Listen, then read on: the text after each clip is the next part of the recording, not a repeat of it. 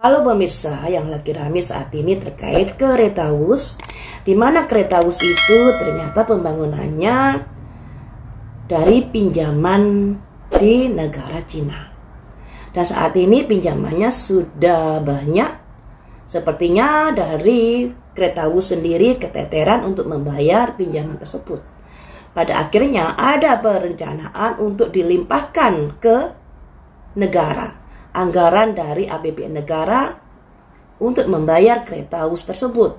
Untungnya Bapak Menteri Keuangan Purbaya tidak menyetujui. Sebab katanya demikian, kalau untung dinikmati sendiri, kalau nggak untung dilimpahkan kepada APBN negara. Kan gitu ceritanya. Saya setuju sekali dengan tindakan Pak Purbaya ini karena untuk menyelamatkan APBN negara demi kepentingan rakyat bersama, tidak demi kepentingan segelintir orang. Makanya di sini saya ingin mencari tahu tujuannya dibangun Kereta Wus itu apakah murni untuk kepentingan rakyat atau ada tendensi yang lainnya? Mari kita ungkap di sini ya. Tujuan dari pembangunan Kereta Wus itu, kan sebenarnya Kereta Wus itu tidak mendesak banget kok kala itu kan ya. Tapi ternyata tetap dibangun.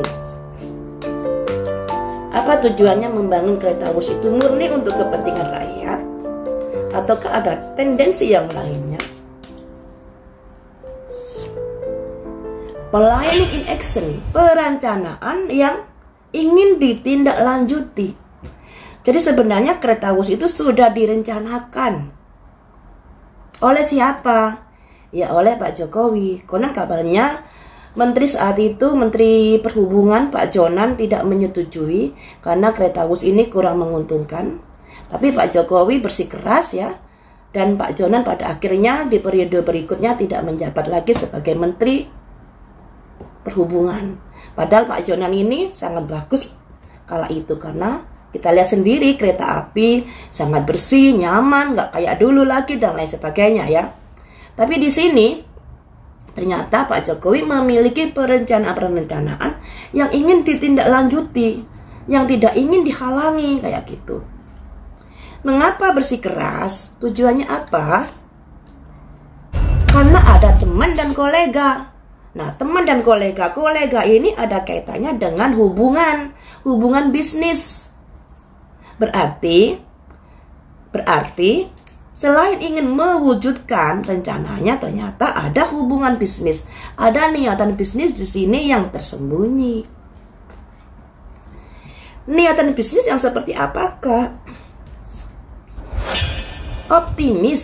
Optimis harus bisa dilaksanakan, harus bisa dibangun. Jadi seakan-akan memaksakan diri walaupun kemampuan keuangan tidak bagus saat itu. Memaksakan diri karena itu tadi ada hubungan bisnis di sini. Hubungan bisnis berarti ada keuntungan yang didapat kala itu ketika Kereta Wus dibangun. Ya, apakah dari kegigihan membangun Kereta Wus itu mendapatkan sebuah keuntungan atau fee ya? Biasanya kan begitu ya. Dan itu bukan rahasia umum lagi. Tapi mari kita lihat di sini. Intuisi dan manifestasi. Intuisi itu kayak apa ya, tuntunan, manifestasi yang ingin diwujudkan. Seperti yang saya tanyakan tadi, apakah dari pembangunan Kereta Wus itu akan mendapatkan sebuah keuntungan, fee dan lain sebagainya. Ternyata itu yang diinginkan. Intuisi dan manifestasi. Ini. Selanjutnya kita beralih. Setelah Pak Purbaya menolak untuk membiayai atau untuk membayar hutang Kereta Wus, bagaimanakah nasib dari Kereta Wus ini? Bisakah dari pihak Kereta Wus dan pihak Danantara membayar hutangnya secara baik, secara lancar? Pelayan itself akan bermain aman. Berusaha bermain aman. Bermain aman seperti apa di sini?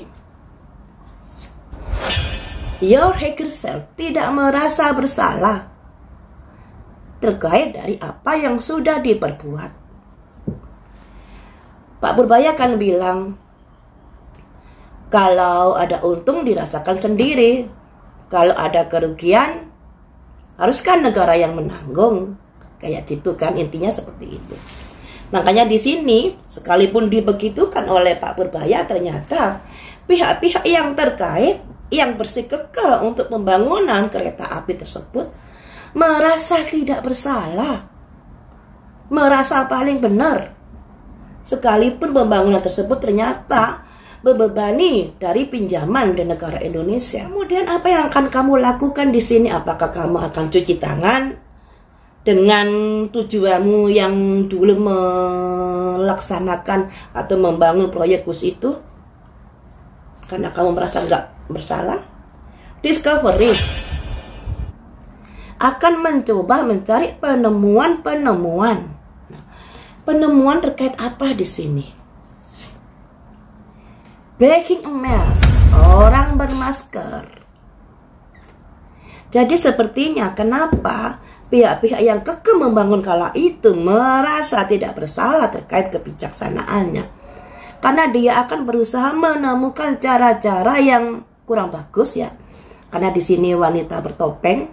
Bertopeng itu tandanya bermuka dua. Ada kelicikan, ada kebohongan, ada tujuan yang nggak bagus yang akan dilakukan.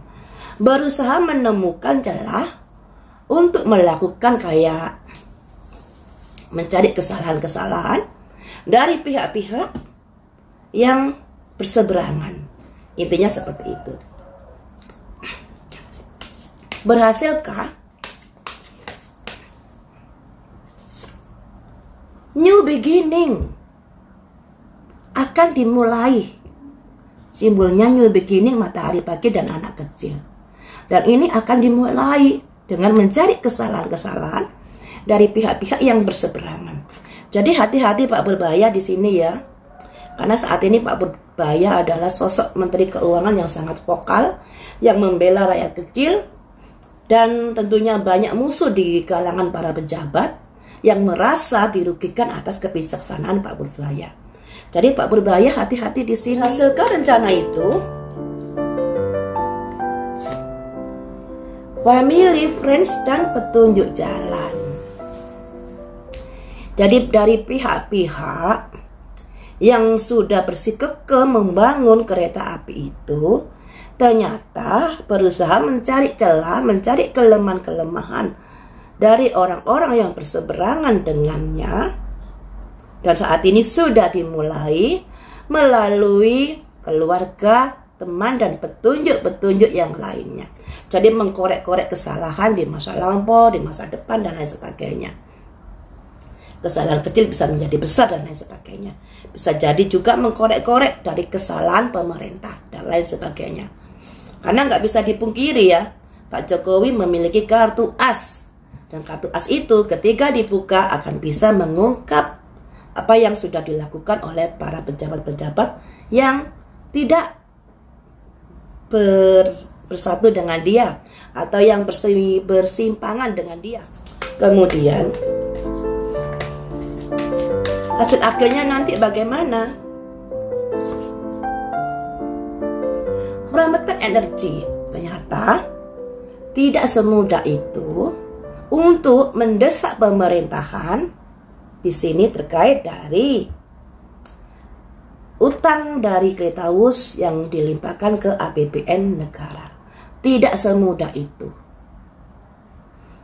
Jadi dari pemerintahan Pak Prabowo sudah menunjukkan taringnya di sini melalui Menteri Keuangan. Dan bagaimanakah nasib Kereta Wus itu nanti? Solusinya bagaimana dalam pembayaran utang nanti? Ya. Ada kekhawatiran di sini. Kekhawatiran tidak sanggup membayar. Nah, kalau tidak sanggup membayar tentunya bisa disita. Ya toh? Cuman kalau hubungan antar negara disita model kayak apa, saya kurang tahu. Cuman di sini khawatir, ada pihak-pihak yang khawatir terkait dari proyek Kereta Wus tersebut. Kemudian apakah akan disita oleh pemerintah Cina atau oleh negara Cina? Ada simbol hidden motivasi. ada tujuan-tujuan tersembunyi. Bisa jadi disita, bisa juga tidak, tapi ada tujuan lain. Misalnya, sudah kereta ini saya beri kayak fleksibel dalam membayar utang, tapi ada tujuan yang lainnya atau ada keinginan yang lainnya terhadap negara Indonesia seperti itu. Karena di sini ada hidden motivasi, teman-teman. Selanjutnya, hidden motivasi yang seperti apa? Taking step, melangkah ke sebuah gedung terkait dari pemerintahan seperti yang saya bilang tadi. Ya, seperti yang saya bilang tadi, ada tujuan tersembunyi, misalnya memberi jangka waktu atau pembayaran yang lunak, tapi ada sisi lainnya yang diinginkan dari